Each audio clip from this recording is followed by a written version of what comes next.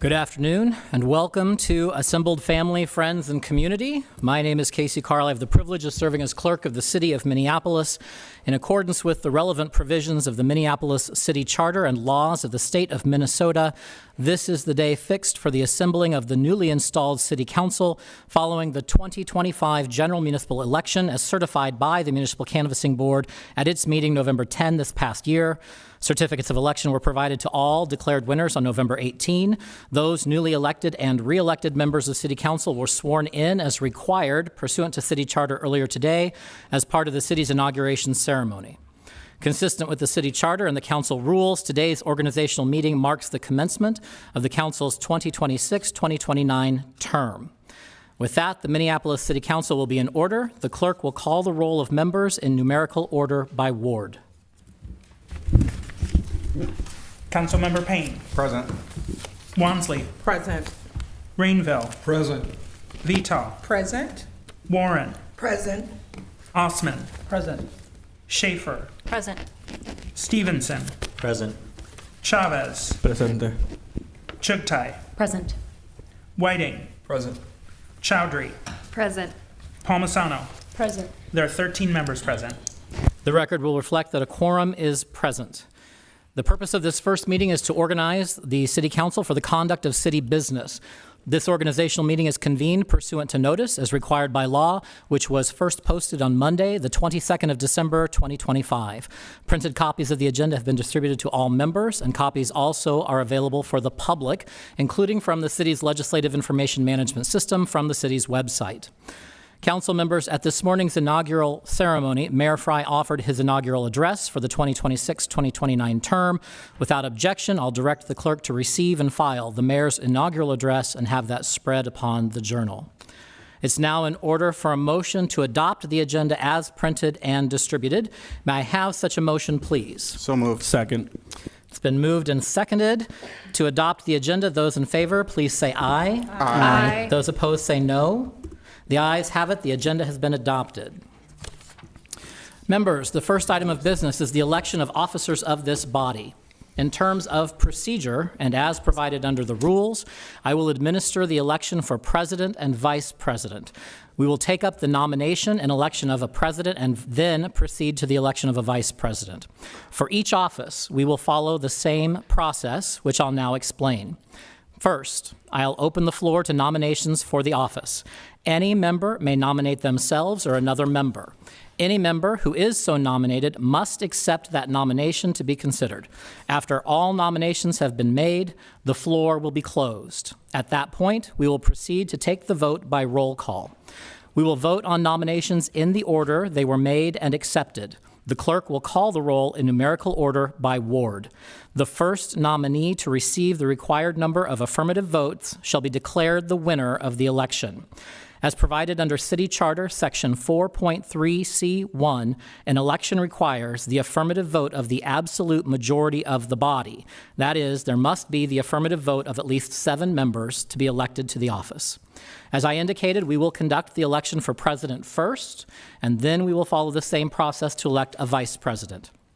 Once the election of officers has been completed, we will briefly pause the proceedings in order to seat the president and vice president before taking up the remainder of the agenda.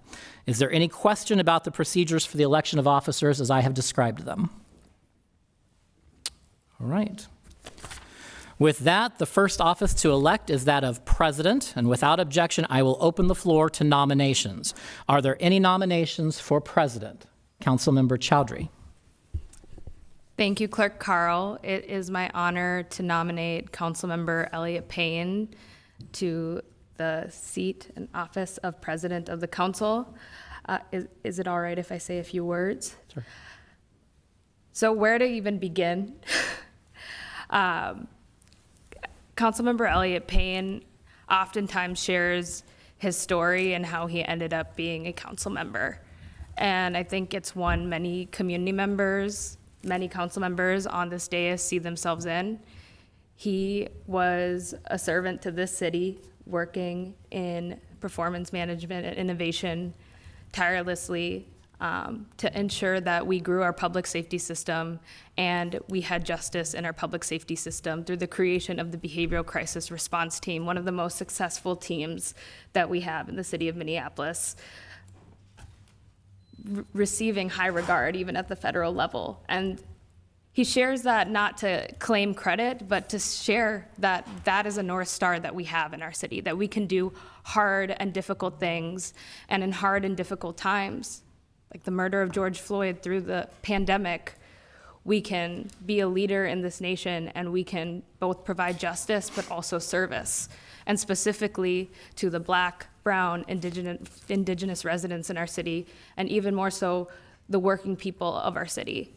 And he has served steadfastly as the president of the council over the last 2 years, and I have really grown to appreciate his leadership because he does not take credit for himself. He really tries to open up this body to be a place where all council members can find their leadership, and he also understands that he's not perfect and that he's made mistakes along the way, but he's taken those mistakes and turned them into lessons. He's tried to seek out feedback, not only for the members that he is entrusted to serve, but from the community members who consistently show up and fill our offices and city halls to call for accountability, to call for better services, to shine a light on the residents in our city that get forgotten far too often in a city that oftentimes feels like a tale of two cities. And I know that Elliott Payne will be a leader that will continue to grow, work with all of us to make sure that this body functions in the direction where we're serving working people, we're serving our city. And in a time where we have attacks from the federal level, many of us have received several phone calls and text messages today about the attacks from ICE in our community, taking our community members. He knows that he can come to us and work with us to ensure that this body is steady and ready to come together. And I think that's also shown in the structure that he's put forward, giving us all a chance to lead and grow. And that's a hope that I have for this body. One thing that's really clear is that the city of Minneapolis is really asking us to find a way to work together and not do that in a way where we are compromising our shared values, not do that in a way that we're forgetting each other, that we're holding on to each other, and we're taking big, uncomfortable steps and doing things that are hard and still staying true to what the city is. So I'm really proud to nominate you. Thank you for serving as a president and sharing your leadership with all of the members that you were entrusted to serve, and thank you for committing to share your leadership in this upcoming term. Councilmember Payne, do you accept the nomination? I accept. Thank you. Are there any other nominations for the office of president? Are there any other nominations for office of president? I would like to move with the nomination. I would like to nominate Councilmember Palmisano. Councilmember Warren has nominated Councilmember Palmisano to the office of president. Councilmember Palmisano, do you accept? Are there any other nominations for the office of president? One more time. Are there any other nominations for the office of president? Seeing none, without objection, the period for nominations is now closed. I will remind council members we will proceed to vote in the order that the nominations were made. Thus, we will begin with the nomination of Councilmember Payne, representing Ward 1, to the office of council president. The clerk will call the roll.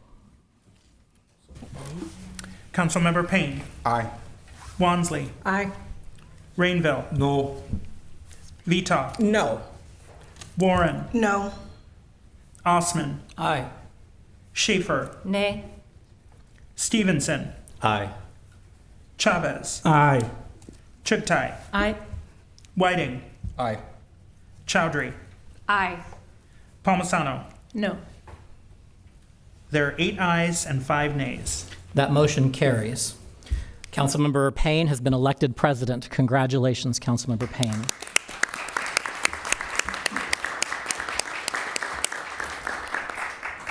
We'll now move on to nominations for the office of vice president.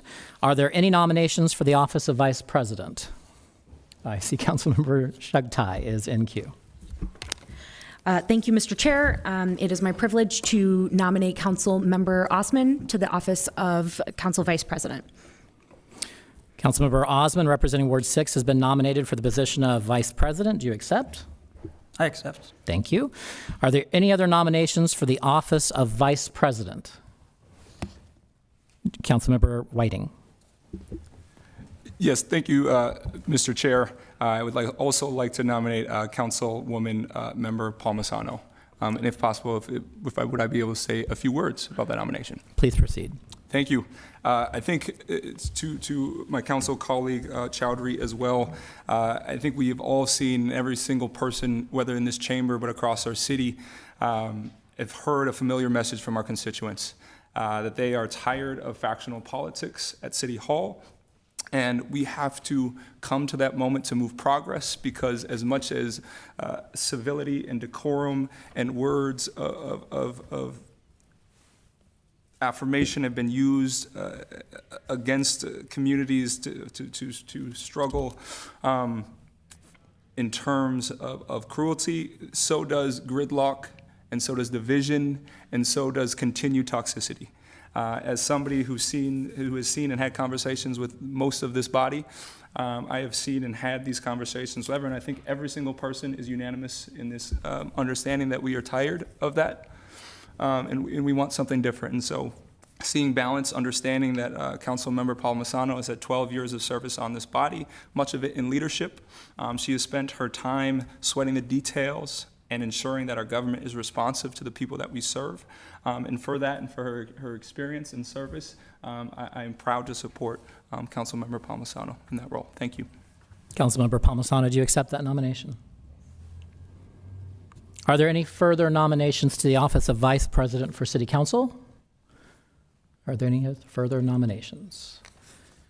Seeing none, the period for nominations is now closed. And again, council members, I will remind you that we will proceed to vote on the nominations in the order that they have submitted. We will begin with a vote on the nomination of Councilmember Osman, representing Ward 6, to the office of Vice President. The clerk will call the roll. Councilmember Payne. Aye. Wansley. Aye. Rainville. No. Vitoff. No. Warren. No. Osman. Aye. Schaefer. Nay. Stevenson. Aye. Chavez. Aye. Chugtai. Aye. Whiting. No. Chowdhury. Aye. Palmisano. No. There are 7 ayes and 6 nays. That motion passes. Councilmember Osman has been elected Vice President. Congratulations.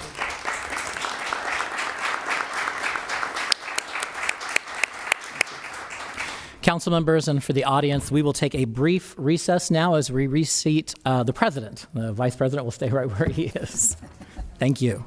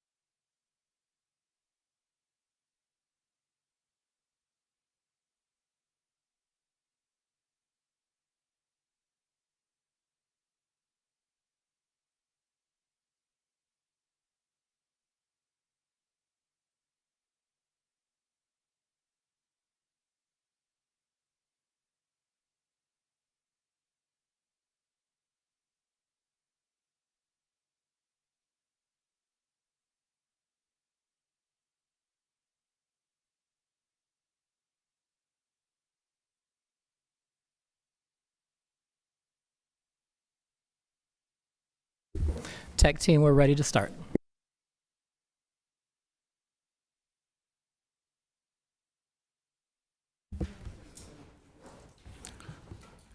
Before we proceed, I just want to share my sincere thanks to my colleagues. I'm truly humbled by your vote of confidence in my leadership.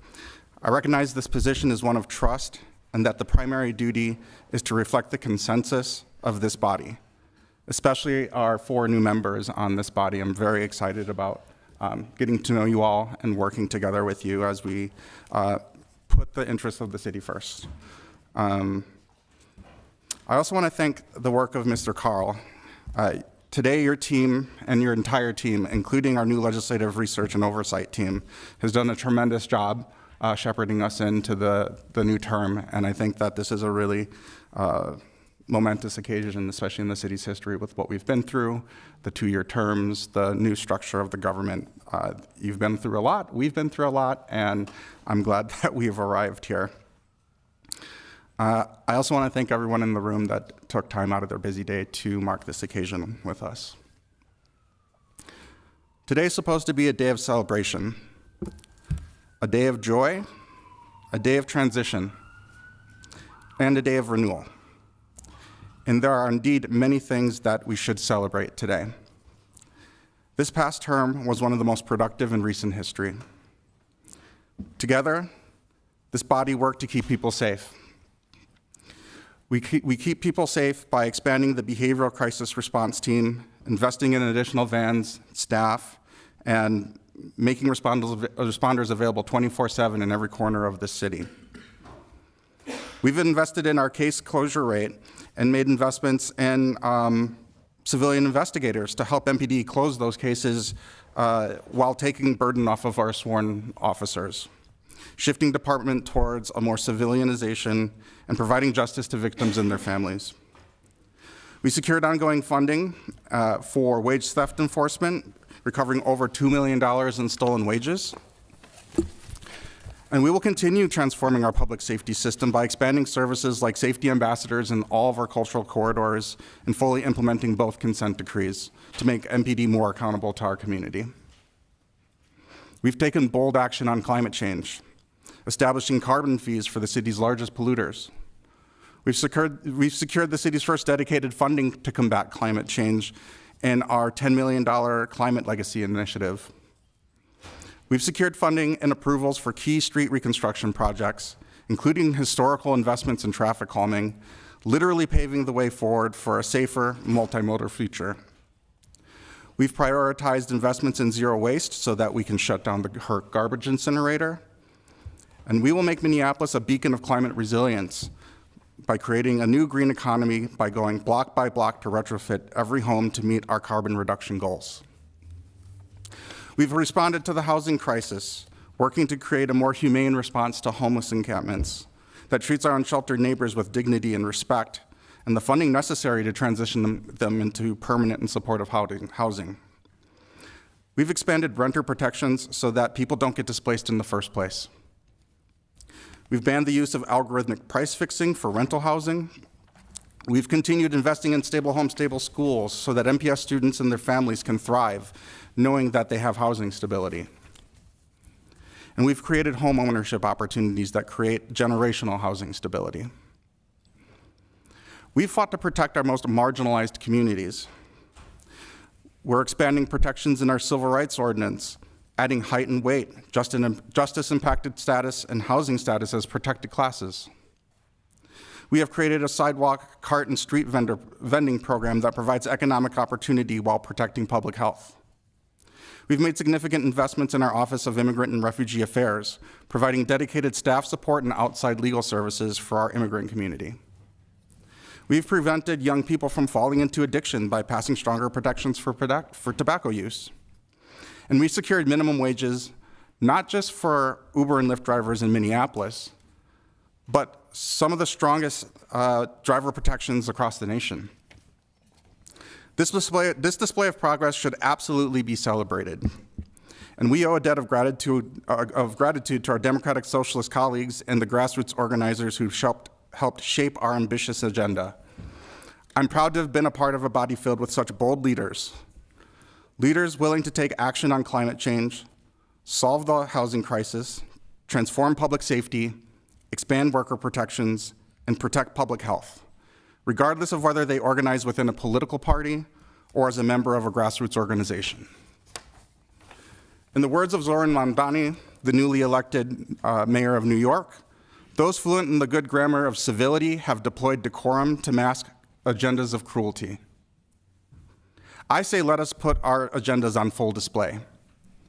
Agendas of care and compassion. Agendas of equity and justice. Agendas that show we are not afraid of despots or authoritarians. We celebrate today. We celebrate our return to City Hall and our newly remodeled chamber. And we especially celebrate the return of four-year terms. And we hope to celebrate a return to a sense of normalcy. But we are clear-eyed about the dark path this country is heading down. We are not afraid.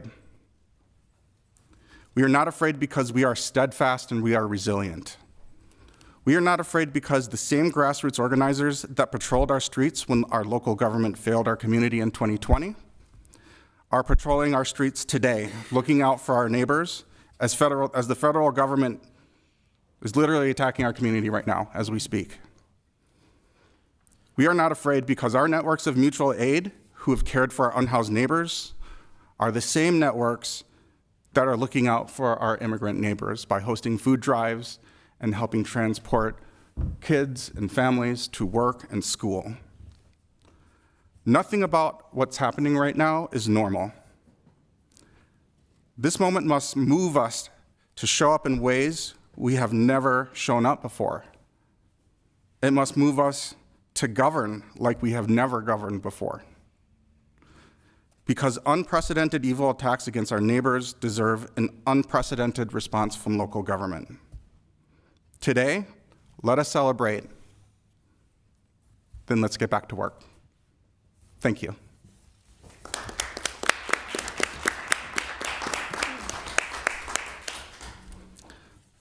Colleagues, we'll now proceed to the rest of our agenda, which includes the election of our majority and minority leaders.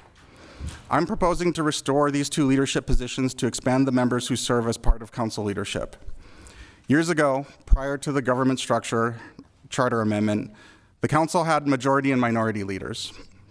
And I think this is an opportunity to bring that expanded leadership team back to City Council as we continue to implement the executive mayor and legislative council government structure. In consulting with the city clerk, it's my understanding that under Council Rule 2.2.d, there is a provision for other officers the council requires to assist in the performance of its duties and to provide for those duties. Accordingly, I've taken the liberty of preparing a rough description of these leadership positions, which I directed the city clerk to include in the amended version of the council rules, which are also included in an item for the consideration of the council today. The majority leader and minority leader will perform such duties as may be assigned or delegated from time to time by the president or the city council. The majority and minority leaders would also follow behind the president and vice president in the line of succession that I'm proposing, as required by the city charter, which is also an item on our agenda today. So these positions would serve as part of an expanded council leadership team.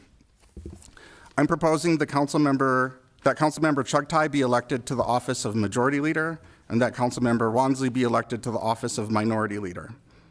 Before we take up those proposals, I'll pause to ask if there are any questions from my colleagues about this proposal. Councilmember Rainville. Thank you. Could you explain what the qualifications are? Is this a political, so is the minority leader a political party, majority leader political, or this is just your opinion? I'll call on the city attorney to answer that question. Council President, council members, so the offices of the city council are nonpartisan offices, so they can't be organized around political parties. So this would not be affiliated with political affiliation. As I stated in my remarks, I really want to expand our leadership team and be able to share the load and have an ability for each member to build relationships and help us build a shared agenda ultimately for the body. And I think that reinstituting the majority and the minority leader will help us identify those members where we have majority support of their various policy areas, and then there may be some priority policy areas that may not fit within the majority support that I would still like to be able to shepherd through at least the legislative process. And I think that the minority leader could serve in that role as well. Well, I'm not going to vote for this because I think this is just keeping our council out of balance. You'll notice how the votes went today. We are far from being in a position to be moving forward. We're still going to argue with each other like we did for the last term. So I do not agree with this. Thank you. Councilmember Vito? Thank you. So I called you yesterday about this because I wanted more information on what these positions meant. I was interested myself, so I wanted to know what a majority and a minority leader would do. And you told me nothing yesterday, and you've said nothing today, of course, saying that duties assigned makes absolutely no sense to me. What are those duties? I would, like I asked you yesterday, I would like to know at least a baseline of what your vision for these positions could be, because you decided who to nominate for this without even telling me why or how I should be supporting these people. If it's not about a division of party lines or whatever this is, I mean, I really genuinely called you to find out what the roles and responsibilities of these positions were, because some other folks here with much more seniority, a lot of experience could be interested. And so not only do I want to know more about what this is, I would love for you to explain how you decided who and where the people you decided on are gonna, like how they're working across the body. Like where did these, I don't get it. I'll bring the rest of the room into that conversation a little bit and start with saying that one of the things I was trying to outline is that I truly believe that there are areas of agreement on this body across every member here. I think there are things that are important to our community that we should be prioritizing that represent a majority position of this body. And I'd like the majority leader to work hand in hand with each one of our members to make sure we're identifying and building out an agenda around a set of priorities that we do believe would be representing the majority of this body. I also believe that there are a number of policy areas that maybe don't quite have that majority support, but that doesn't mean that we shouldn't formalize a process to make sure that we're carrying that agenda through. I want to end my comments by saying, what I've heard more than anyone in this city throughout the campaign and leading up to today is that they are sick of the discourse on the Minneapolis City Council. They're sick of the fighting. They're sick of the arguments. And so why I reached out to you in hopes that you could provide information on a majority and a minority leader is because I think there are some people here who could, if that is a part of what you're saying these positions will do, I think there are some people here who could actually do that. And I think how you start out in an imbalance in the wrong way is by you picking those people based on what you think should happen and how it should happen. And I really do think this was something, I asked you to delay it to a later meeting so that we had time to talk with the people of Minneapolis about this so we could see what people want to see. I'm with Councilmember Rainville. I'm seeing the same old here happening today, and I think it's really going to play out with these committee assignments, but I'm definitely not going to be supporting this. It feels like a trade for votes for me. Thank you. Councilmember Chavez? Thank you, Council President Payne. I think part of the confusion here is that people can nominate somebody, so I'm not sure if you've officially made nominations. Is that correct? Did someone second it? Otherwise, I'll just nominate Councilmember Chugtai as the majority leader. Has that been, is there a second? I'll second it. Great. I want to nominate Councilmember Chugtai as the majority leader of this council because I know that she can work with everybody to get stuff done for our communities. I know that my sister here is someone that I came into this council in together. She was the youngest person elected when we were here, is still young, and I think that something that I've been super proud of her is the way that she has shown up for our communities, the way she has shown up for young people, the way young people see her as someone that they can look up to. Young people have had someone they can look at face to face and know that they can be represented in city government. And I think it's important that we give the young people in this city the chance to learn and grow and know that one day they can also be in the seats to create change for our city. I've seen the way that Councilmember Chugtai has taken us through difficult moments and made them seem easy to the public, but behind closed doors, they were very difficult. Whether it was her work to make sure that our community's public safety aid wasn't stripped from their backs, making sure that we preserved public safety aid, and still worked with the downtown council member, former Councilmember Cashman, to save the convention center. She was able to make sure that we worked with both things, right? Making sure we preserved city assets, but also not losing essential public safety services, particularly directed at neighborhoods of color, neighborhoods where you see a lot of crime, and neighborhood where you see people being left behind. And I was proud that I could call Isha and say, I need some help because my community is being left behind. And one thing she always did was stand 10 toes down, making sure that she could work with this body to make sure that that got across the finish line with various perspectives. Whether it was her support as budget chair to make sure that we, as at least as a city council, took a stance of saying we are not going to allow more shelters to be closed down. That was something that was really important that I saw Councilmember Chugtai lead us through. I got to call her, and when I was stressed out, I knew that she said, this is my job too, because this is my community members, and she stood down, 10 toes down, making sure that we can help our people. Whether it was her support through this last budget cycle when I said, our communities are literally being under attack by this federal administration, how can we find more funding for immigration and legal services, because this funding that we have right now is not meeting the moment. And Councilmember Chugtai said, all right, let me go look for some funding. And there she did. She found more funding to make sure that we can increase that. Whether it was her work to support the working people of the city, shepherding labor policy through this city enterprise, through the city council, at a time when we are seeing working people in the city being left behind and corporations getting whatever they want. I got to see Council Vice President Chugtai say, no, our working people, the working people of the city deserve the help of the city and working us with this body to make sure that we can at least attempt to pass some policy. And I can go along and on, but we can go back to increasing funding for climate emergency this past December, that she helped us lead through that. And I think that she has done a really great job in bringing people together that have different various opinions.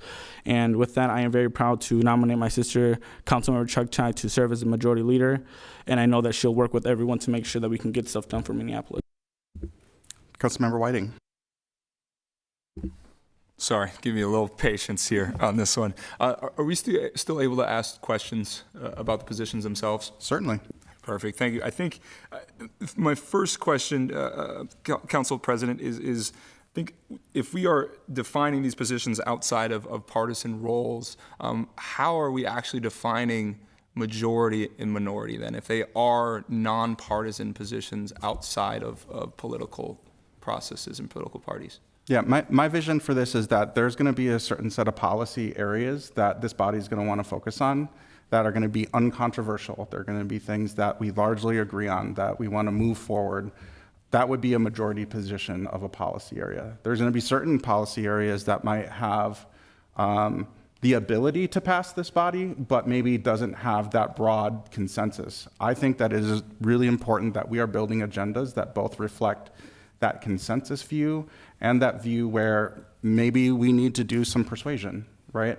And so just because an idea maybe doesn't by default have 7 votes doesn't mean that it's not that it's not a worthy idea. And I would like to make sure that we are putting just as much legislative effort behind those ideas as those broad consensus ideas. Perfect. Thank you, Council President. I think, what is also helpful, I think there would be, as these, and I might be missing something here too, and so I apologize if that is the case, but as these roles and the responsibilities and the authority that are attached to these positions, I am not seeing them ascribed as defined here. I don't know if that is the case. And I will be voting no, I think, on these positions, not necessarily for the individuals, but the positions themselves, I think require some level of larger definitions and positions that actually kind of talk through the authority of those positions as well. So thank you. Yeah, and I'll say maybe you as a former member of our city attorney's office may appreciate this answer more than other members on this body, but one of the things that we have kind of moved to as a theme is defining less in our formal documents so that it provides more flexibility and opportunity for that interpretation to be refined over time without us having to go back and revise, amend through formal council action. And so we kept the description broad so that we can actually do that refinement together as a body. Thank you. I am seeing the definitions in there as well, so I appreciate you. Thank you. Yep, Councilmember Warren. Thank you. Council President Payne. I'm curious as to, this really feels like plausible deniability where it pertains to our council president and vice president within these positions, that you're looking for a majority or a minority to rule over any said motions that come before the council, where you're saying that it doesn't need a 7-person vote for it to be determined or to be ruled as important. How does this position, these two positions, differ from president and vice president? And if it's being left that open and broad, where does accountability live? One of the goals of this reinstituting these positions is to create more accountability. The role of the president and the vice president is actually not that defined. We are elected, essentially the role of the president is to chair the meeting. That's the only formal duty of the president, and to set the structure. But ultimately the power is the power of the body. So we move as a body. So what we would want to define is going to be defined by the majority of this body.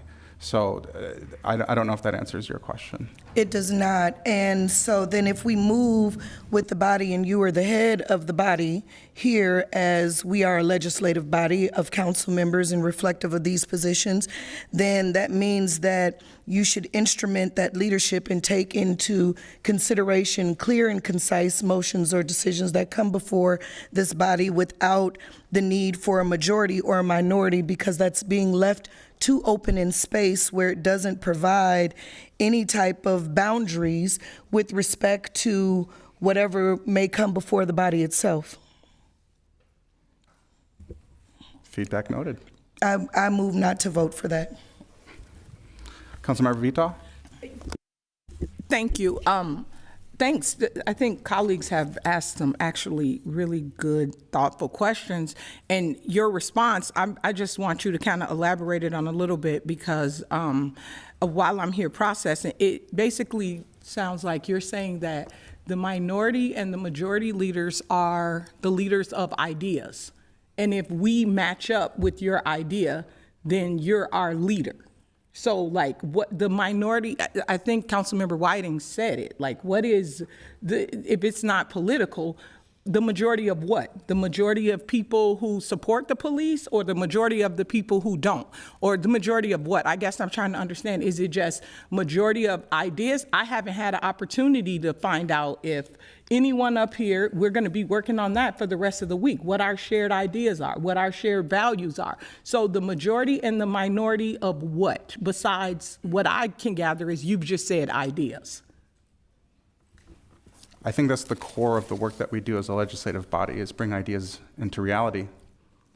So could that switch though? So could the minority leader be the majority tomorrow if we find out at the end of the week that we have more shared ideas with the minority leader, who is not a political party? I've just never heard those words used in that term, in that way, for nothing. I think the previous majority and minority leaders, there was a Green Party member up here. There used to be Republicans on the Minneapolis City Council, and that's what those terms were used for, because people were literally divided by party. There were Democrats, there were Greens, there were Republicans, and you're saying that we should, I can't even say what you're saying because I don't know, but it sounds like we're gonna act like we're not doing what was previously done, but use it as a reference, but then say that's not what it really is.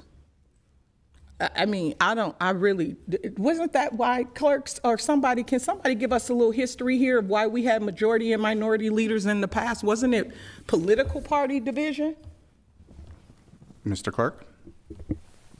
Mr. President, as Councilmember Vita has indicated, years ago, under a separate government structure amendment from 1984, there was an independent body created called the Executive Committee.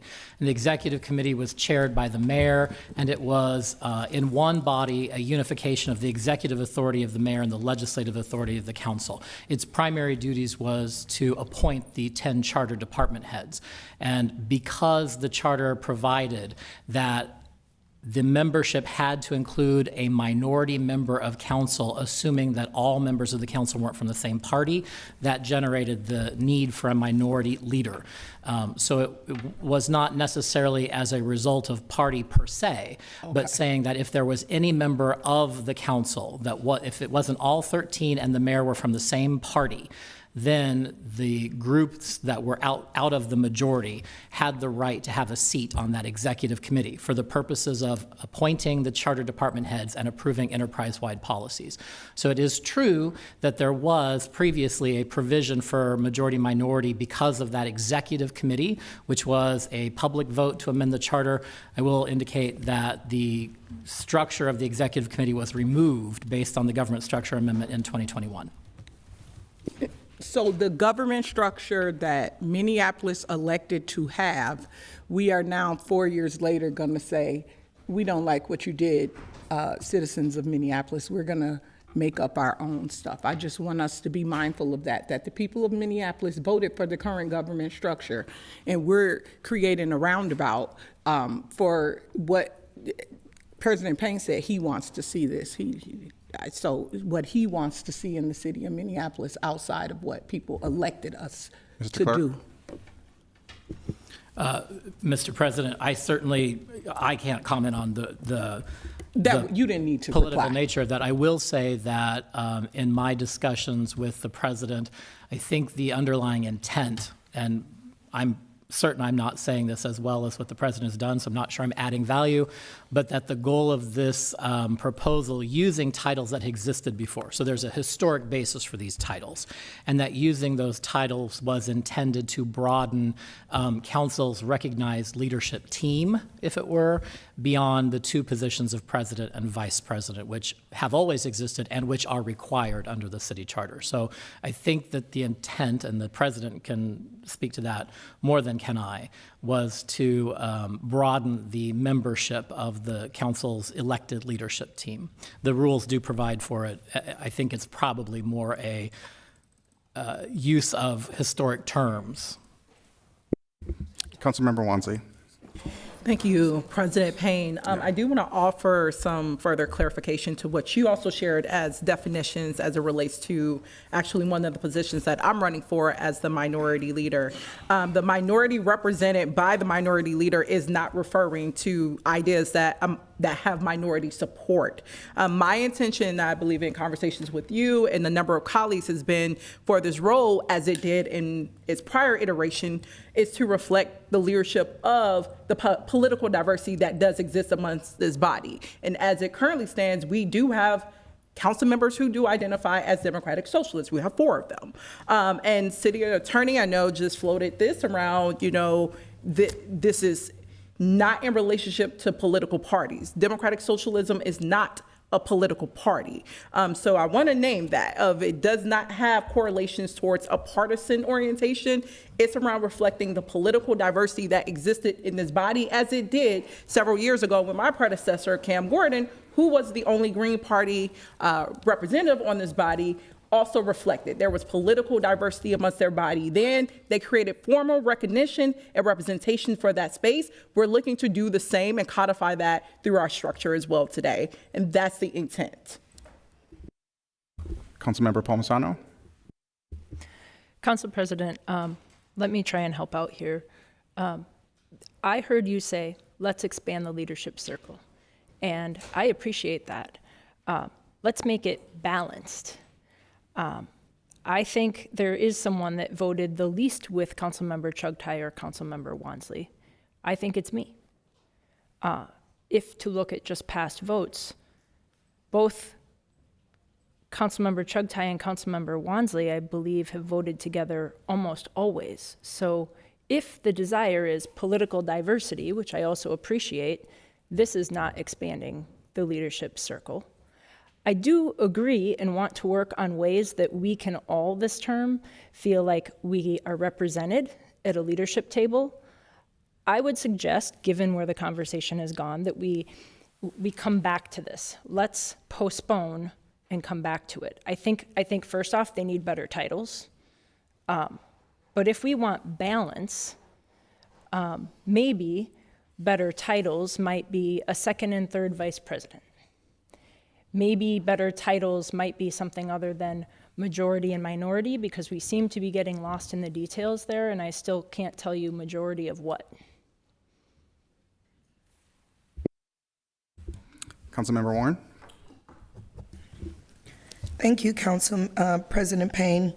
I'm just still confused at these roles, because isn't that the purpose of having the assignment of committees and committee chairs and committee assignments, that any issues that are brought before committee, there would not be a minority or majority of things that don't fit in a bucket of those organized leadership. So I don't understand this.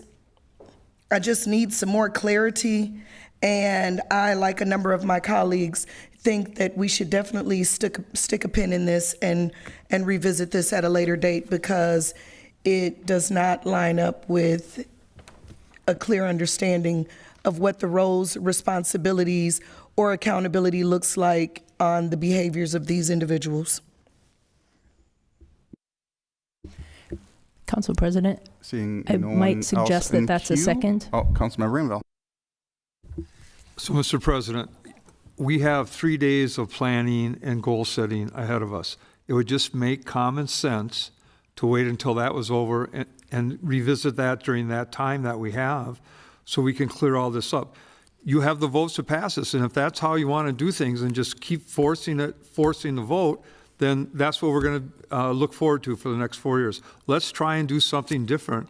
Let's talk this over with each other for the next 3 days and come to consensus on this. Please. Seeing no one, Councilmember Palmisano. Council President, that was from me a motion to postpone, and others have spoken in support of it, so perhaps Second. that's a second. Thank you. There's a motion to postpone. Is there any discussion on that? Councilmember Schaefer. Yeah, as a new member of this board, process is really important to me. And so I would be really thrilled to think about these with a fleshed out job description and more discussion about what their role would be in consideration with the president and the vice president's role. I'm open to new ideas, but we want to make sure that we have a process that the public cannot point fingers at. We want a process that's above board and is very clear with the public, that we want to share with you what we're doing and how we're moving forward. So for those points, I would be all in favor of postponing to our next full meeting. Second. Councilmember Wansley, are you in queue? No. Okay. On the motion to postpone this item, I will ask the clerk to call the roll. Mr. President, just to clarify, are we postponing item, the election of majority leader, or the election of both majority and minority leaders? I think if let's consider both of these, right? Well, I don't know. What do you think? Let's consider both of these. Okay. Mr. Clerk. Councilmember Wansley. Councilmember Rainville. Yes. Councilmember Vita. Councilmember Warren. Aye. Councilmember Schaefer. Aye. Councilmember Stevenson. Nay. Councilmember Chavez. No. Councilmember Shugtai. Nay. Councilmember Whiting. Aye. Councilmember Chowdhury. Nay. Councilmember Palmisano. Aye. Vice President Osman. Nay. President Payne. Nay. There are 6 ayes and 7 nays. That item fails. We are back to the question of the election of Councilmember Chugtai to the office of Majority Leader. Seeing no one else left in queue, I'll ask the clerk to call the roll. Oh, sorry. Councilmember Warren. I myself for Majority Leader. We have currently a nomination on the floor, and we will have a nomination on the floor with Councilmember Chugtai, and then we will take that up next based on the outcome. So on the motion to elect Councilmember Chugtai as the Majority Leader, I'll ask the clerk to call the roll. Councilmember Wansley. Aye. Councilmember Rainville. No. Councilmember Vita. No. Councilmember Warren. No. Councilmember Schaefer. Nay. Councilmember Stevenson. Aye. Councilmember Chavez. Yes. Councilmember Shugtai. Aye. Councilmember Whiting. Aye. Councilmember Chowdhury. Aye. Councilmember Palmisano. No. Vice President Osman. Aye. President Payne. Aye. There are 8 ayes and 5 nays. That motion carries, and Councilmember Chugtai has been elected to the office of Majority Leader. Congratulations. Next, we'll take up the election of Minority Leader. I'll move to elect Councilmember Wansley to the office Minority Leader. Is there a second? Second. Any discussion? Councilmember Stevenson. You all beat me to my second, but if you don't mind, I'll say a few remarks. It's clear in this time that the Democratic establishment is failing America, and it's failing Minneapolis as well. It's failing working and middle-class people throughout the city and throughout the country. My personal experience as a survivor of police violence and as someone who's worked in homeless outreach, I have seen this firsthand. I've seen it in unaccountable policing, in neighborhoods that are not as safe as they can and should be, and in having many, many neighbors sleeping outside night after night with little progress towards a systemic solution that's going to keep everyone in our city safe, everyone in our city housed, and treat everyone in our city with dignity and respect. We need Democratic Socialist leadership to fight for this. We need Democratic Socialist leadership to fight for people over profits. We need it at the national level, and we need it on the Minneapolis City Council as well. Council Member Wansley is an incredible leader and has produced a large body of work. To name a few, though it's not exhaustive, she has worked to protect and expand the BCR program, which everyone wants to claim now because of how successful it is. She has led on off-duty reform, which is much needed in this city. She has led on carbon fees. She led on protections and raises for Uber and Lyft drivers, which has been a national success.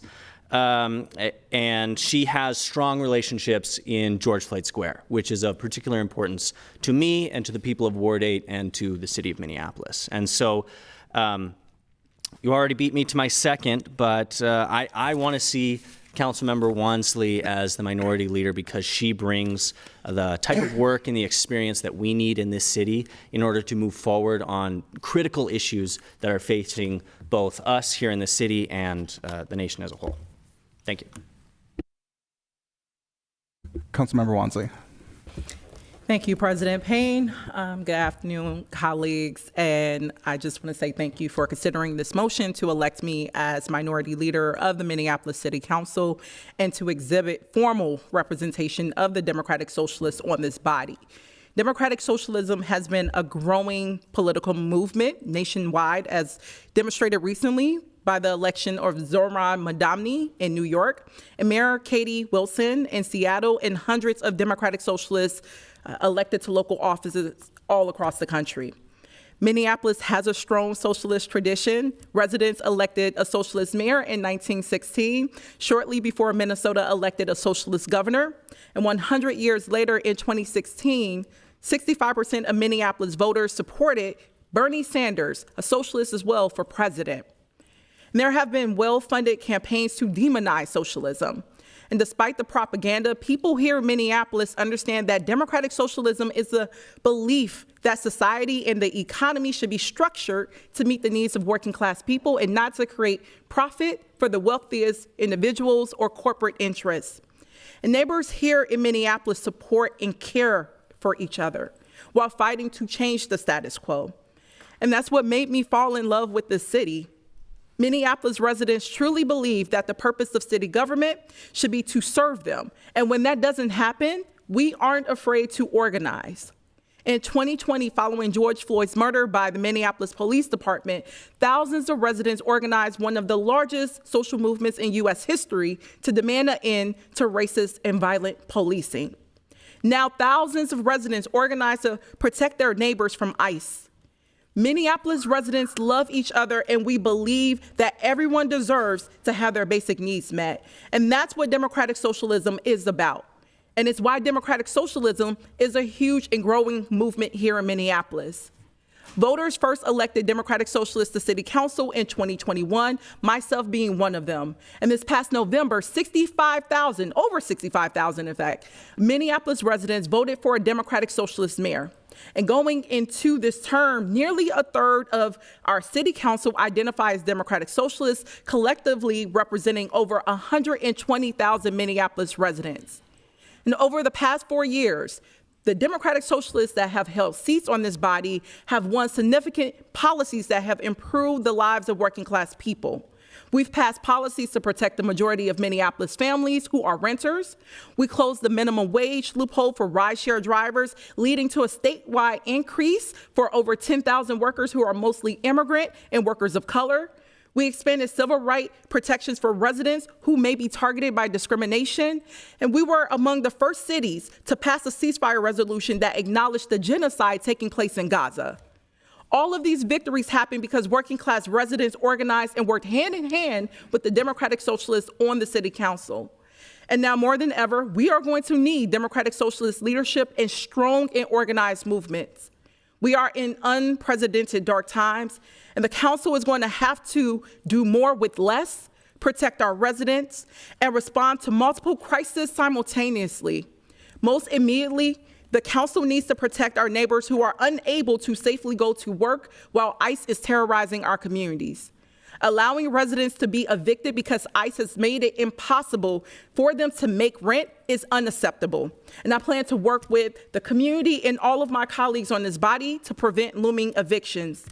As tech companies expand their reach, our city will be faced with serious questions about automation, surveillance, and corporate control. And we need to approach these conversations with an unwavering commitment to labor, community, and accountability. Because new technology in our city must serve the working class and not out-of-state billionaires. This council will also face monumental decisions about how to handle the upcoming fiscal cliff. And austerity and social cuts will be catastrophic for our working class residents unless we put them first. And we can't keep asking working class homeowners and renters to pay ever increasing property taxes to weather these financially challenging times. We are going to need everyone to pay their fair share, and we're going to have to generate progressive revenue, and that includes also a tax on the rich. Thousands of our residents lack access to fresh and affordable groceries. In my ward, 1 in 4 University of Minnesota students face food insecurity. And I know that other areas of the city are also grappling with the lack of access to fresh foods. Democratic Socialists recognize that if the private market and philanthropy aren't delivering food access equitably, government leaders have the responsibility to step in. And Democratic Socialists have championed the vision for comprehensive public safety that protects all of us. Over the last 4 years, we've made tremendous strides towards making this vision a reality with embedded social workers, violence prevention services, and mental health responders. In the term ahead, we recommit ourselves to these efforts to extend safety to all residents and reject the status quo, especially the most recent proposal to give $50 million to the Minneapolis Police Department to build their own version of a cop city. These will be my top priorities as a minority leader for our Democratic Socialists on this body. And I hope to use this position to represent all residents who have ever supported a socialist candidate or a social justice campaign. I also hope to represent residents who do not identify as socialists, but want local government to utilize all the tools that we have to make lives easier for ordinary people. So with that, colleagues, I am asking for your vote today as minority leader for the Democratic Socialists that do exist on this body.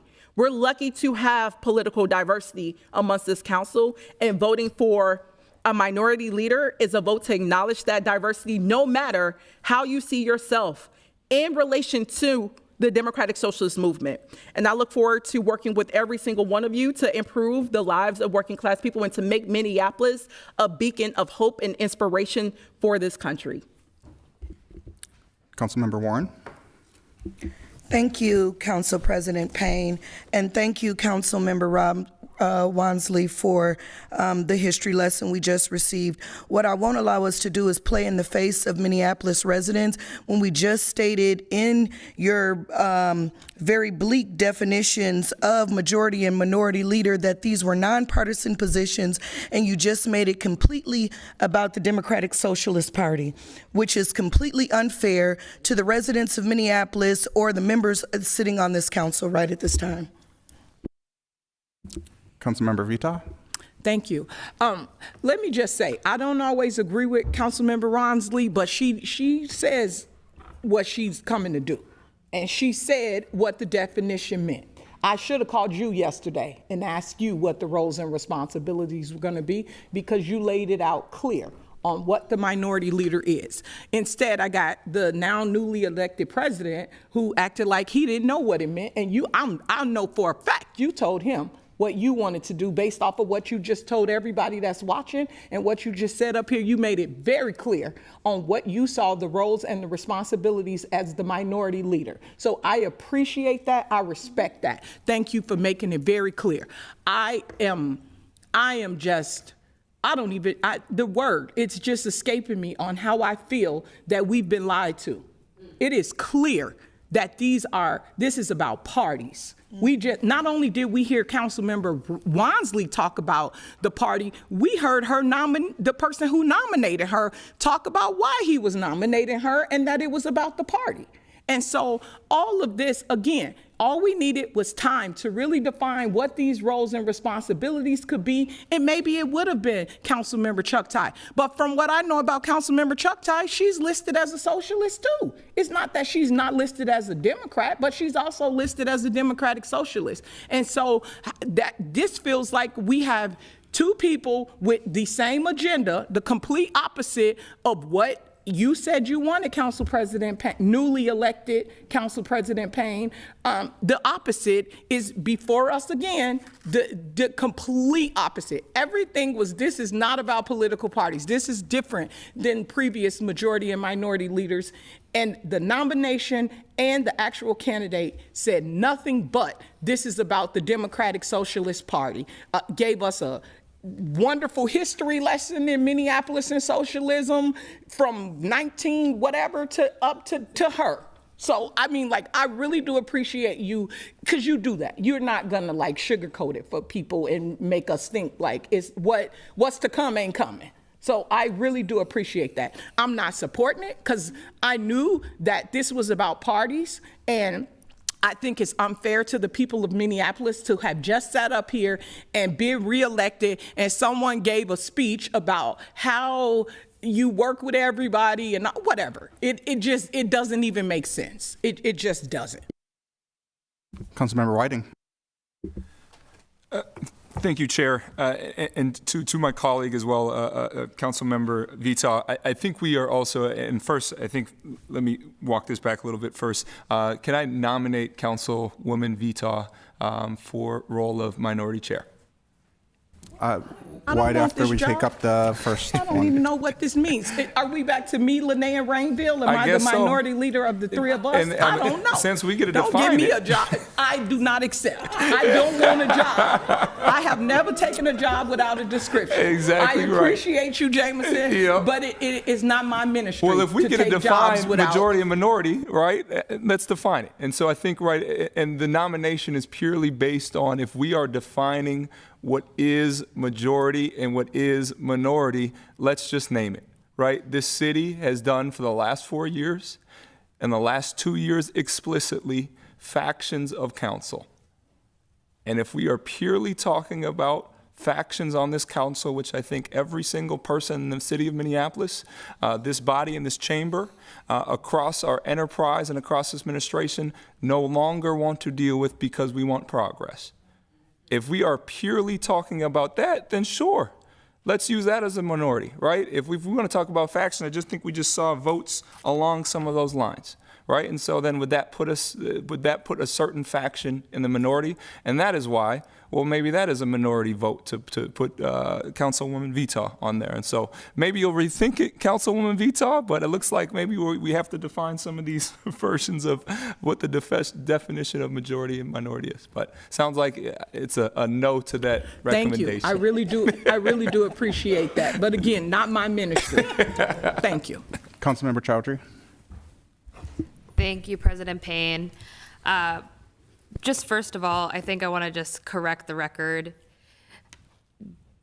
The DSA, Democratic Socialists of America, are not a party. Like, we just need to say that everyone, even within the Democratic Socialists of America, there's a debate, like, and a big, deep divide of, like, is it party building into the future, or is it no longer a party? So really, looking at the nonpartisan nature of what majority and minority leader are, as our city attorney laid out, DSA does not qualify as a party. There are members that identify with that political belief and system, and that's really apparent in our city. As you said, like, we know that there are people that are pushing that agenda, working towards it across the country. We now have a mayor in New York, the largest city in the country, that is a DSA member and a DSA elected prior to becoming a mayor. Right? That's the future. We're here, right? Welcome to 2026.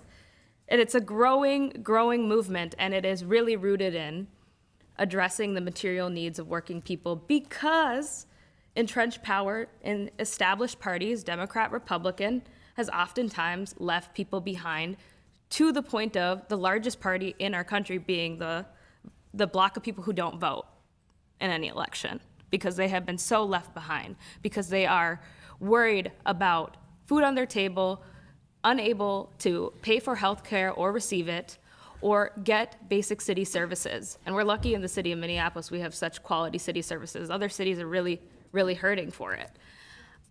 With the majority leader conversation, I think I want to just put this out there for my colleagues to think about and the public to think about.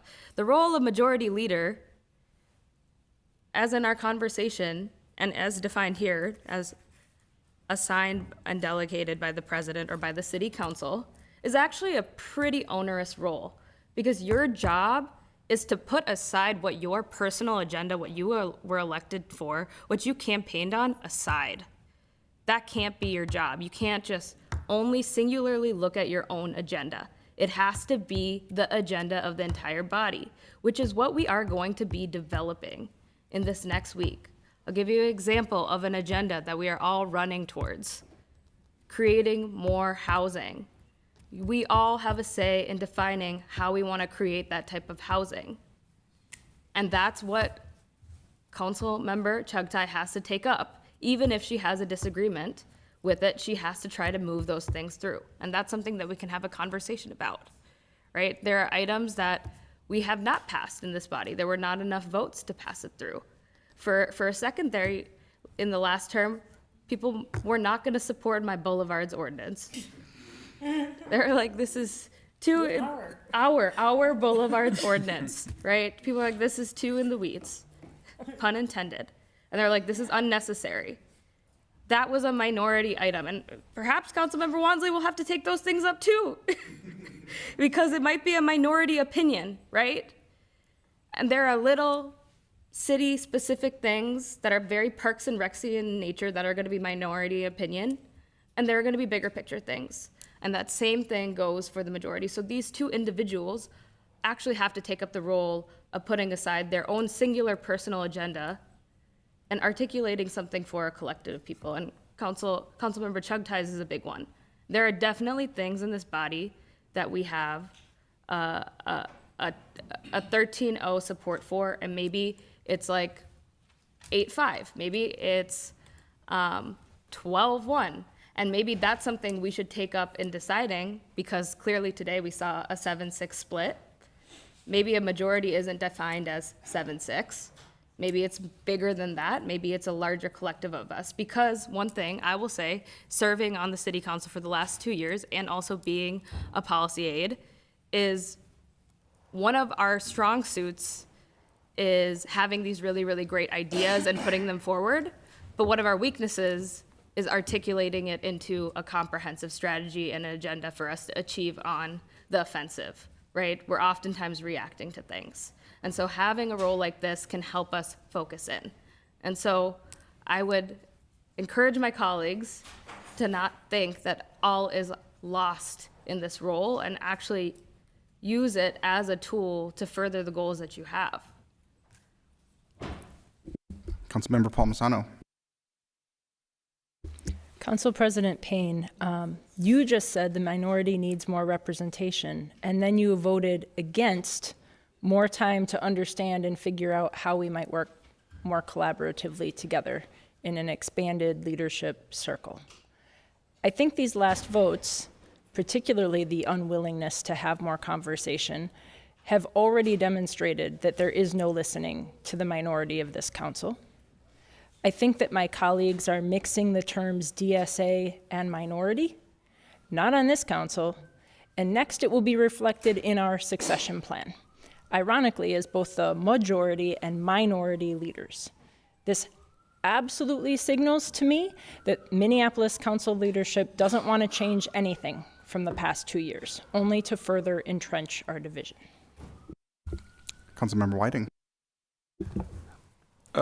Thank you, Chair Payne. And I think my council colleague, Chowdhury, raises the thing I think I'm most confused about here.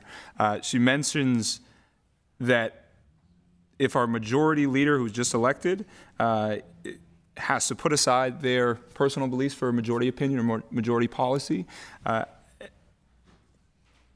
I think those same confusions arise when we are talking about minority leaders, particularly around the conversation that my council colleague Robin Wansley also just raised. So if there is a position that we can all foresee that is actively against the DSA policy or DSA platform, and it is the minority of this body, will Robin Wansley, our council member Wansley, have to put aside those DSA platforms because that policy is within the minority of this body?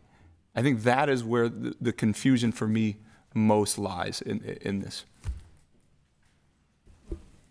Councilmember Wansley? Yes, thank you, Councilmember Whiting. I'll just reiterate this once again. This is reflecting the political diversity.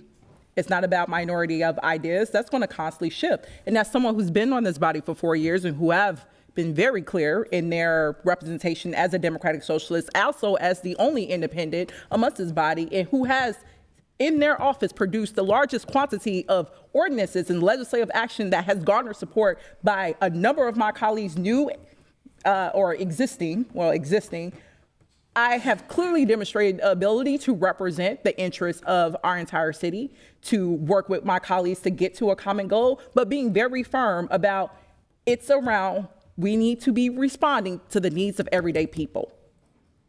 So that is the diversity. It's not about committing to the minority rule that might constantly shift amongst this body.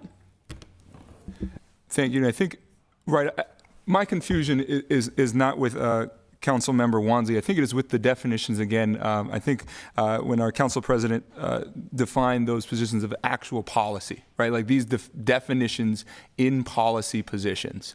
And I think we are seeing that actually right now kind of play out. It seems like we do not have a good definition between all 13 of us of what that actually looks like. And I think that's why we're having these conversations right now, because we actually don't have a good understanding of what these roles actually mean. And I think that is where the confusion lies.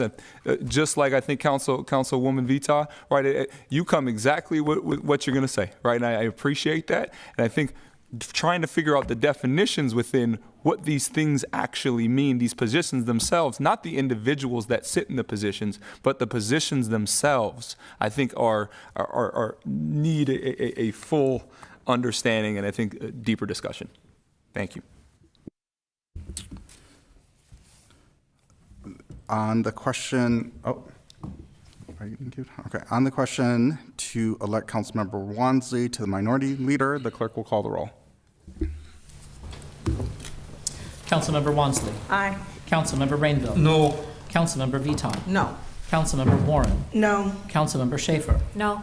Councilmember Stevenson. Aye. Councilmember Chavez. Aye. Councilmember Shugtai. Aye. Councilmember Whiting. No. Councilmember Chowdhury. Aye. Councilmember Palmisano. No. Vice President Osman. Aye. President Payne.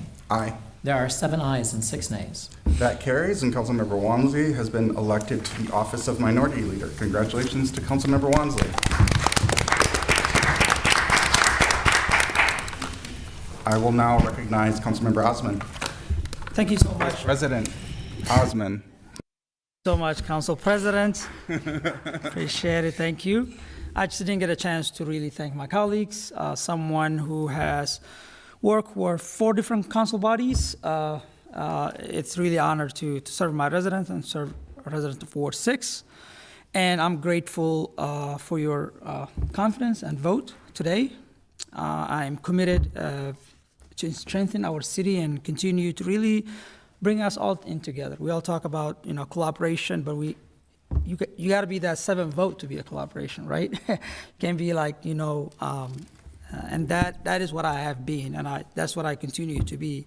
And, the goal for me is to really build everyone's relationship and everyone understand their concern. What are they going through? What is their difficulty of challenges they're having in their ward? And I understand for us is to come here and debate and really make a bigger decision. But every decision we make, it has affect someone's life, and it's just an honor for all of you to work with you. And my office open, my phone is open, and I would love to. All of you to collaborate and be that leader that you can come to. And also it's an honor to serve with you, Councilmember Payne, Council President Payne. You did a phenomenal job last term, and I know we will definitely accomplish a lot next few years. So thank you so much. Thank you. That completes the election of council officers. We'll now proceed to the order of new business as reflected on our agenda. I've asked the clerk to prepare a packet of the proposed resolutions and actions for all the agenda items, which you should have at your desks. Each of these items is numbered to correspond to the agenda to facilitate our consideration of these matters. There are 6 items which are numbered in your packets as NB1 through NB6, followed by the introduction of 2 ordinances shown on the agenda. The first item is a resolution establishing lines of succession to the offices of mayor and council president, as required by the city charter and our code of ordinances. The draft before you identifies both name and position of those council members who are in line, and in what order to assume the office of council president and, as necessary, the office of mayor. By charter, the president is the first in the line of succession to the office of mayor, and the vice president is the first in line of succession to the office of the council president, and the second in line to succeed the office of the mayor. Beyond that, you can see that the third member in the line of succession would be the majority leader, followed by the minority leader, and after that, in order set forth in the resolution as needed. Are there any questions from members? Seeing none, I'll ask the clerk to call the roll. Councilmember Wansley. Aye. Councilmember Rainville. Aye. Councilmember Vitoff. Aye. Councilmember Warren. Aye. Councilmember Schaefer. Aye. Councilmember Stevenson. Aye. Councilmember Chavez. Aye. Councilmember Shugtai. Aye. Councilmember Whiting. Aye. Councilmember Chowdhury. Aye. Councilmember Palmisano. Aye. Vice President Osman. Aye. President Payne. Aye. There are 12 ayes. That There are item 13 ayes. That item carries. The next item of business is a resolution establishing the standing committees of the City Council. The draft in your packet reflects the proposal I'm offering, including the number of committees, committee leadership and membership, quorums, and the dates for regular meetings. Colleagues returning from the last term will see that I've largely retained the previous committee structure. That includes a total of 6 standing committees and 1 special committee. I'll point out that the former Administration and Enterprise Oversight Committee has been reformed as the Enterprise and Labor Relations Committee, giving this committee a stronger emphasis on the issues related to the city's labor relations and workforce.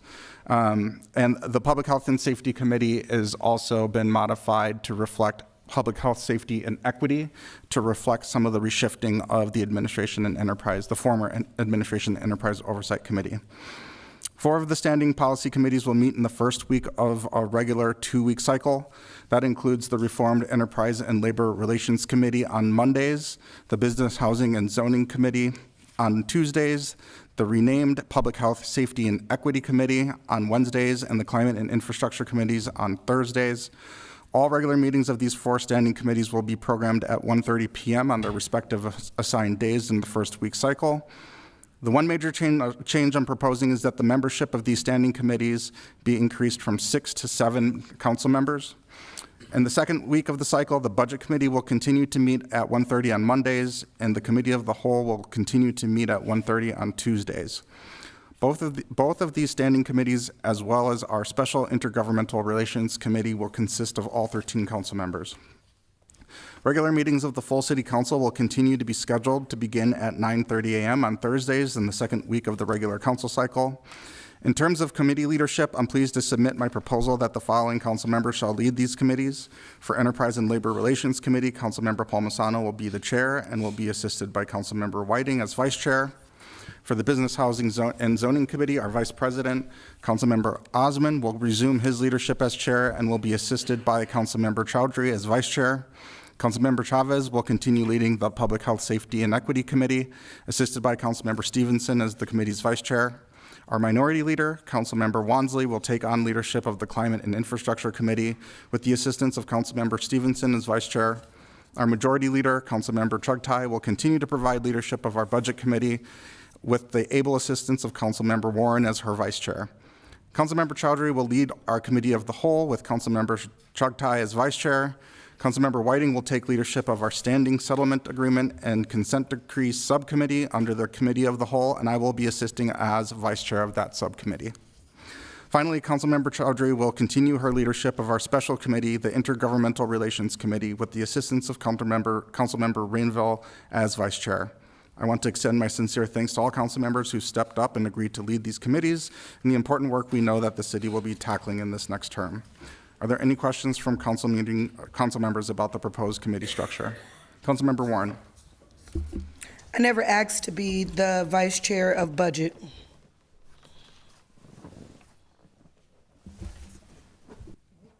Okay. Any other questions? Seeing none, I've moved the resolution. Councilmember Warren. I think that it is really unfair that the senior council members, as we have 4 new members who have taken a role and have been seated and have stood up in representation of their wards, and all of these decisions were made behind the backs of individuals who have not established relationship. You're picking majority, you're picking minority, you're putting people where you want them to be without asking anyone anything. You haven't had the opportunity to get to know anyone, to see what their strengths are, who needs to be where, or what anyone else wants to do. And I think that's completely inconsiderate and unfair to the constituents of our wards and to individuals in the city that we represent. I don't think that that's fair. I just don't.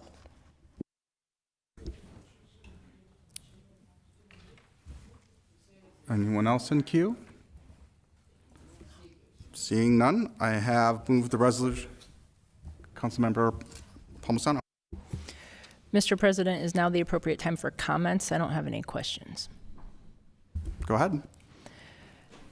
I'd like to ground my comments in things that we heard today at the inauguration ceremony. Bishop Howell called us to value unity over division. Imam Hamza implored us in the shared responsibility of leading with engagement over distance, inclusion over exclusion, and partnership over silence. Rabbi Zimmerman encouraged us to build bridges over differences and work toward a partnership for the greater good of everybody in Minneapolis. Unfortunately, I do not see the proposal in front of us honoring the charge we were given this morning. Council President Payne, in your email to us last evening, which was the first time several of us saw this structure, you stated, "We have spent the last few days and weeks in conversation about the structure of the council for the next term." And you said, "I have tried to incorporate all member feedback to the best of my ability, and this is a reflection of that effort." So, who is we? I certainly wasn't invited to participate in conversations about changes to the structure of the council this term. Is this really how you want to lead again? Council President Payne, you put the 4 DSL ascribed members on everything. This is overrepresentation. The brand new members of this body put out a joint statement. They challenged us to be fair, balanced, and collaborative. I think that's a great challenge. Let's join them. Let's try to be balanced and fair and collaborative. This doesn't look like that kind of structure to me. This just feels like a continuation of last term. So to my new colleagues, do you feel valued and heard, that your challenge for us to collaborate was taken seriously? Do you feel treated fairly? I think this is a really poor start, and it shows a lack of leadership. We can do better than this, and we must do better than this. President Payne doesn't get to make these appointments. He proposes them. So I would encourage my colleagues to find themselves in this structure and suggest some amendments, and I would be happy to entertain them.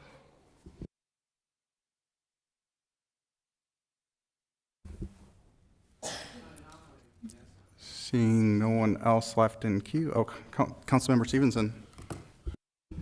I just want to clarify that the 4 new city council members, we did not specify balanced as something in our statement. We were talking about respect for each other and treating each other as fully human. And I think that was the majority of what we were trying to get at with that statement. The question on the resolution establishing the standing committees, the clerk will call the roll. Well, Yes. Councilmember Vita? Things need to be amended before or after we, or are we going to have discussions about, so like Councilmember Warren has clearly said budget was not of her interest, but I know that Councilmember Schaefer was very interested in budget, and like we've had conversations with Councilmember Chuck Tai about it, Majority Leader Chuck Tai about this, and I'm just wondering at what part of this process do we get to maybe amend or suggest that Councilmember Warren, that exchange for Councilmember Schaefer instead, maybe? Are you making a motion? Yes. I'd second that. Any discussion? Councilmember Schaefer? My spirit in joining this board was to serve, public service. And so I was surprised to see my freshman colleagues all have leadership positions except for myself. That's fine. I came to serve. But I would love to be vice chair of budget if this body so chose. I would love to work with my uptown colleague, Chair Chuck Tai, if this body so chose. I have been chair of the admin finance of the park board at various times, vice chair various times, have always participated in great detail in the park board budget, bringing forward amendments almost every year, some successful, some not successful. So yes, if this body so chose, it would be a privilege to take this role as a public servant to the greater group. And I do look forward to working with everyone. I know we've had a little bit of a rocky start here today, but we're bigger, we're better, and I'm not going to let this narrative shift on one meeting. So yes, I would be considered as vice chair of budget. Councilmember Chavez. Thank you, Council President Payne. If there is an amendment to this resolution, I will strongly encourage my colleagues to reject it. I think that the resolution brought forward by the president is perfectly fine and support the underlying motion, but I will not be supporting an amendment to change the leadership of budget. So that is my position. Is there anyone else left in queue? On the amendment to remove Councilmember Warren as vice chair of budget and replace that with Councilmember Schaefer, I will ask the clerk to call the roll. Councilmember Wansley. Nay. Councilmember Rainville. Yes. Aye. Councilmember Vita. Aye. Councilmember Warren. Aye. Councilmember Schaefer. Aye. Councilmember Stevenson. Aye. Councilmember Chavez. No. Councilmember Shugtai. Aye. Councilmember Whiting. Aye. Councilmember Chowdhury. Aye. Councilmember Palmisano. Aye. Vice President Osman. Aye. President Payne. Aye. There are 11 ayes and 2 nays. That carries. And the underlying motion of the resolution as amended is before us. Is there any discussion? Councilmember Vita. I have another one. It might be a long shot, but Councilmember Warren did show great interest in C&I. She gave us actually a compelling argument that climate and infrastructure was a big deal to North Minneapolis. She thought that it was imperative that she learned that department, that she learned those departments, and that she learned how things were operated, because that's what she heard from her constituents more than anything else, was the services out of that committee is what they wanted to see the city do better for them. They wanted her to come down here and be a master at it. So I would like to also amend this to remove Councilmember Stevenson from vice chair, which would be a second chair. He's listed as chair of Public Health and Safety and also of CNI, and to add Councilmember Warren to CNI as the vice chair. Please. I would second that. Councilmember Vita has moved to remove Councilmember Stevenson as vice chair of Climate and Infrastructure. That's been seconded. Is there any discussion? Councilmember Stevenson? I wanted to bring up, I was also elected on a mandate for the work that goes through that committee. George Floyd Square, 3/4 of it is in Ward 8. That is of vital importance to me. It's of vital importance to the city. I think that I should be the vice chair of Climate and Infrastructure for many reasons, that being one of them. Many more being Ward 8 is full of climate leaders, whether it's the 100% campaign, Faith in Minnesota, transportation advocacy, many more. So this is of vital importance to Ward 8. Many of the leaders on climate and infrastructure issues live in Ward 8 and have elected me with a mandate on these particular issues. So I would like to keep that vice chairship. Councilmember Vita.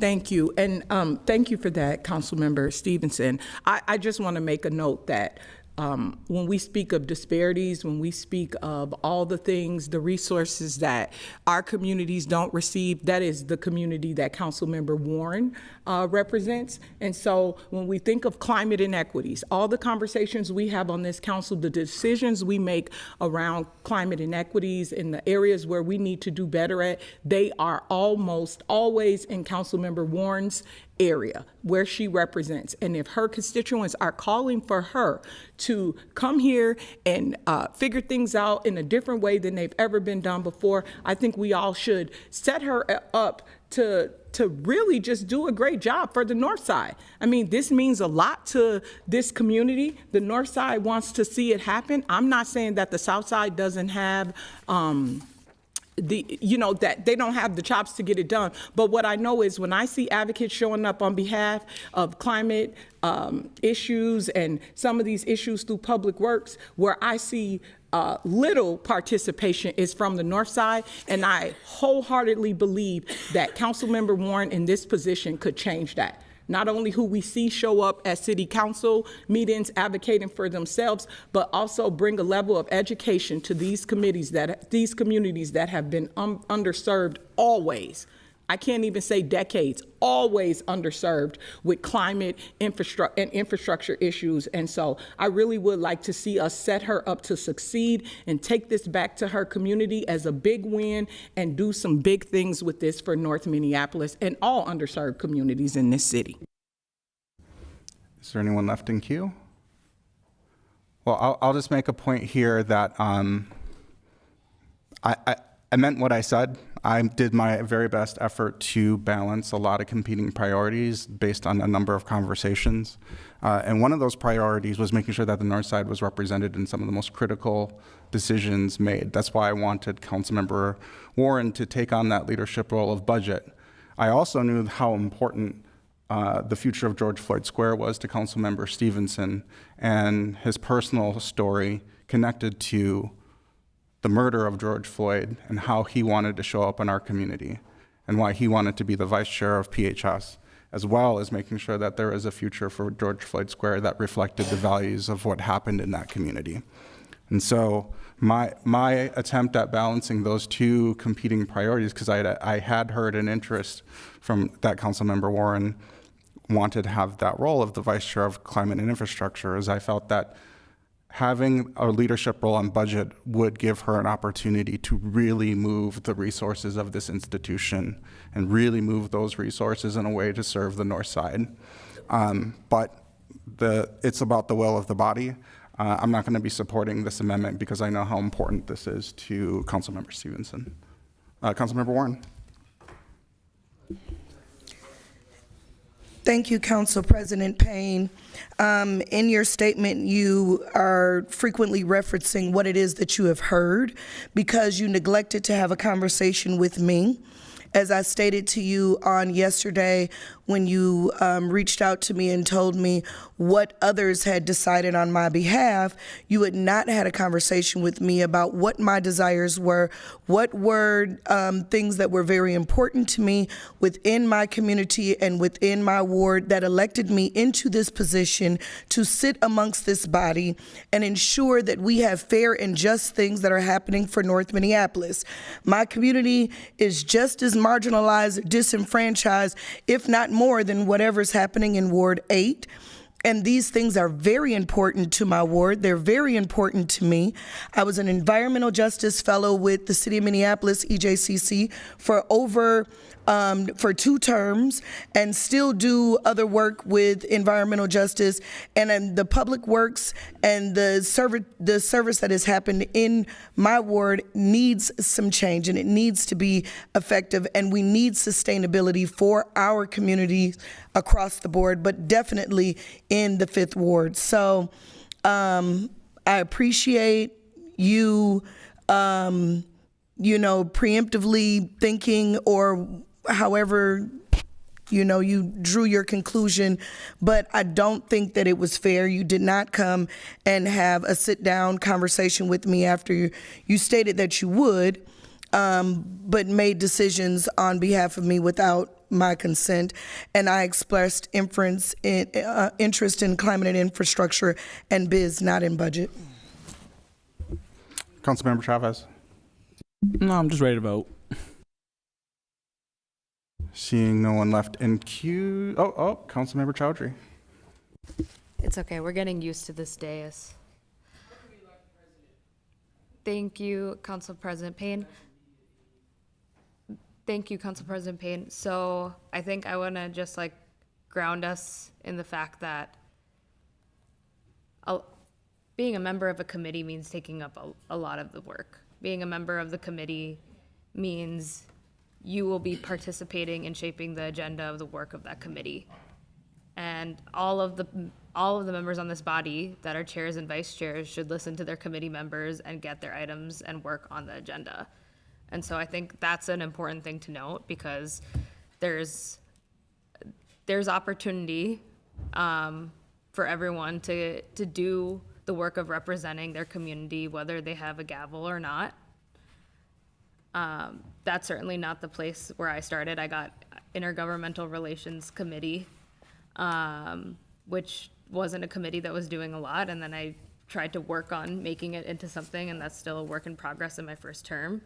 I served as vice chair of Committee of the Whole with a chair that was very hands-on, and honestly, it was kind of nice to be able to be a member that kind of got to just focus in on understanding what each city council does, what each city council committee does. And so that's just something that I wanted to note to everyone is we will be able to all collectively do plenty of work on these committees. And I think expanding it to a 7-person body ensures that more of us get to participate in various committees and help shape the work that we're going to take up. Seeing no one left in queue, I will ask the clerk to call the roll on the amendment to add Councilmember Warren as vice chair of the Climate and Infrastructure Committee. Councilmember Wansley. Nay. Councilmember Rainville. Aye. Councilmember Vital. Aye. Councilmember Warren. Aye. Councilmember Schaefer. Aye. Councilmember Stevenson. Nay. Councilmember Chavez. No. Councilmember Chugtai. Nay. Councilmember Whiting. Abstain. Councilmember Chowdhury. No. Councilmember Palmisano. Aye. Vice President Osman. No. President Payne. No. There are 5 ayes, 7 nays, and 1 abstention. That fails. We will now take up the underlying resolution as amended with Councilmember Schaefer as Vice Chair of Budget, and the clerk will call the roll. Councilmember Wansley. Aye. Councilmember Rainville. Aye. Councilmember Vitaw. Aye. Councilmember Warren. Aye. Councilmember Schaefer. Aye. Councilmember Stevenson. Aye. Councilmember Chavez. Aye. Councilmember Shugtai. Aye. Councilmember Whiting. Aye. Councilmember Chowdhury. Aye. Councilmember Palmisano. No. Vice President Osman. Aye. President Payne. Aye. There are 12 ayes and 1 nay. That resolution is adopted, and our new committee structure is hereby approved. The next item is adoption of the 2026 calendar of regular meetings of the City Council and its committees, which satisfies the statutory requirement for notice of such meetings. This action also includes a direction to the clerk to publish and post that adopted calendar and to update it as necessary to reflect the needs of the council. A copy of the draft calendar is included in your packets.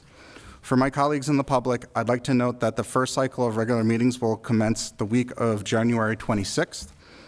Also, I'll point out that as adopted by the last council, our January schedule already includes 2 tentative one-week cycles to address any time-sensitive matters pending the start of the regular meetings. Those one-week cycles are for the weeks of January 12th and January 19th. Based on conversations with the clerk, it seems that it is likely we may need to use at least one of these interim cycles to dispense with some time-sensitive business. The need for these meetings or the decision to cancel them will be communicated to council members via email, as well as to the public through the city's legislative information management system on the city's website. I'll also note that it is customary for council to adopt a calendar for its entire term. At this time, the clerk's office is still confirming legal holidays, dates of significance, and other matters in years 2027, 28, and 29. I understand that they will bring forward a draft calendar for those out years at a future meeting. Are there any questions from council members about the 2026 calendar? Seeing none, I move to the adoption of the 2026 calendar. Is there a second? Second.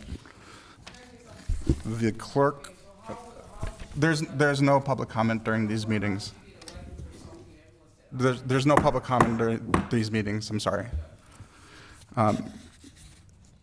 The clerk will call the roll on the question of the adoption of the 2026 calendar. Councilmember Wansley. Aye. Councilmember Rainville. Aye. Councilmember Vitaw. Aye. Councilmember Warren. Aye. Councilmember Schaefer. Aye. Councilmember Stevenson. Aye. Councilmember Chavez. Aye. Councilmember Shugtai. Aye. Councilmember Whiting. Aye. Councilmember Chowdhury. Aye. Councilmember Palmisano. Aye. Vice President Osman. Aye. President Payne. Aye. There are 13 ayes. That motion is adopted and our calendar is approved. The city clerk is directed to post and publish that calendar as required by law and to maintain the calendar as needed. Next, we have a resolution adopting the council rules of order. The current version of the rules was adopted in 2024 pursuant to City Charter Section 4.4A1, and those rules remain in effect. You'll note that the copy in your packet is marked as the 2026 version and already incorporates both the majority and minority leader positions in the committee structure. Are there any questions from council members? I'll move the resolution to adopt the 2026 version of the council rules of order. Is there a second? Second. The clerk will call the roll. Councilmember Wansley. Aye. Councilmember Rainville. Aye. Councilmember Vitaw. Aye. Councilmember Warren. Aye. Councilmember Schaefer. Aye. Councilmember Stevenson. Aye. Councilmember Chavez. Aye. Councilmember Shugtai. Aye. Councilmember Whiting. No. Councilmember Chowdhury. Aye. Councilmember Palmisano. Aye. Vice President Osman. President Payne. Aye. There are 12 ayes and 1 nay. That resolution is adopted and the 2026 version of the council rules have been formally adopted. The next item is designating council members to serve on the audit committee. The audit committee is an independent decision-making body established by city charter that is responsible for the city's audit function, including the appointment and supervision of the city auditor. As provided in section 8.140B1 and C1, the council president is responsible for appointing 2 council members to serve on the audit committee, one of whom is designated as the committee's chair. Pursuant to that provision of the city code, I hereby name myself as chair of the audit committee and Councilmember Chugtai as the second council member to continue serving on the audit committee for the next term. Are there any questions? I'll ask the clerk to call the roll. Mr. President, there's no vote on this item. It's a decision by the council president. It's noted and filed with the clerk. Noted. All right. The next item of business is a resolution that appoints council members to various organizations, agencies, boards, commissions, and groups as representatives of the city council of the city of Minneapolis. Colleagues, without objection, I'm going to postpone this item. In consultation with the clerk, we need additional time to review, finalize, and update the list of these external appointments to be sure we have a comprehensive list. We'll be reaching out to all members to verify these appointments and anticipate bringing the action back at our next council meeting of the whole, committee meeting of the whole. With that, we've completed the new business items on the agenda. Finally, we have 2 ordinance introductions to refer to proper committees. These are routine actions that are included in every organizational meeting to expedite the notice and referral of these matters during the coming term. The introduction essentially opens these chapters for routine, recurring actions. In your packet are 2 motions that accomplish these referrals, which include the introduction and referral of amendments to Title II, Chapter 20, related to wages and salaries, which we will refer to the Enterprise and Labor Relations Committee. The introduction and referral of amendments to Title 20, Chapter 530, related to rezonings, which we will refer to the Business, Housing, and Zoning Committee. Colleagues, are there any questions on these referrals? Seeing none, I'll move the introduction and referral of these matters. May I have a second? Second. The clerk will call the roll. Councilmember Wansley. Aye. Councilmember Rainville. Aye. Councilmember Viton. Aye. Councilmember Warren. Aye. Councilmember Schaefer. Aye. Councilmember Stevenson. Aye. Councilmember Chavez. Aye. Councilmember Shugtai. Aye. Councilmember Whiting. Aye. Councilmember Chowdhury. Aye. Councilmember Palmisano. Aye. Vice President Osmond. Aye. President Payne. Aye. There are 13 ayes. That motion carries, and those subject matter introductions have made and referred to the committees as indicated. Colleagues, that completes all items on the agenda today. With that, the City Council has completed its organizational meeting for the 2026 through 2029 term. I want to again repeat my thanks and to reiterate that I'm excited to get started on the work that we will accomplish together.